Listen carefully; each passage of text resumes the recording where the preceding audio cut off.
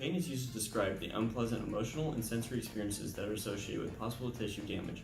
While pain is uncomfortable and doesn't feel great, it is a very important sensation that individuals must experience in order to have a signal within their bodies to indicate that there is something wrong. There are many different types or classifications of pain, including both physical and emotional pain, but we are mainly going to focus on physical pain. Specifically, we are going to look at nociceptive and neuropathic pain. Friedrich Nietzsche, a New York Times bestseller. Teacher, why's my paper cut hurt? Hello, 5-year-old student. When you get a paper cut, it hurts because a message gets sent from your finger through your body to your brain. Your brain then tells your body to address the problem and get a band-aid.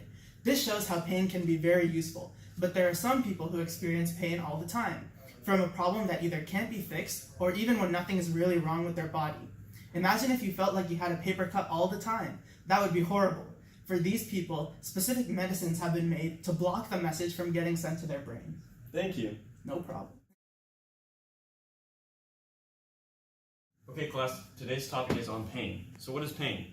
Basically, there are different types of receptors in your body that will detect unfamiliar and painful stimuli. An injury to your skin, such as a paper cut, will then cause for these certain receptors to be activated. These activated receptors can then send a message throughout your brain through the use of neurons. Neurons are used as a means of communication to relay information throughout the body. Once the signal reaches the brain, it will then be processed and internalized. The brain can then send a command through the use of motor neurons to address this problem. However, the experience of pain is not as simple as this might seem. One unique type of neuropathic pain is known as phantom limb. In phantom limb, individuals who have an amputated limb feel pain in the body that is no longer present. Treatment options have recently been developed, including the mirror box approach. This technique allows for the person to relieve their pain in the amputated limb by having a false reality that they can move their amputated limb by looking at the reflection of their normal healthy limb. The brain is basically tricked into thinking that the limb is present, once again, so that the individual can move this limb and relieve their pain. Billy.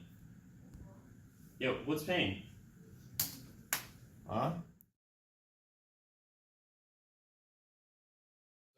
There are 4 different types of cells that receive pain signals from the environment, collectively referred to as nociceptors. These include mechanoreceptors, thermoreceptors, chemoreceptors, and polymodal receptors, which can sense all 3. Once there is physical injury to yourself, such as a cut on the outer layer of the skin, the mechanoreceptors in the skin become activated in response. These receptors can then initiate action potentials, which then sends the signal through the sensory neurons into the central nervous system. The signals can go through various tracks in an attempt to reach the CNS. Once the signal reaches the CNS, neurotransmitters are released, which propagates the signal forward to reach the brain for further processing. The thalamus in the brain can then route these signals to various parts of the brain, including the somatosensory cortex, the frontal cortex, and the limbic system.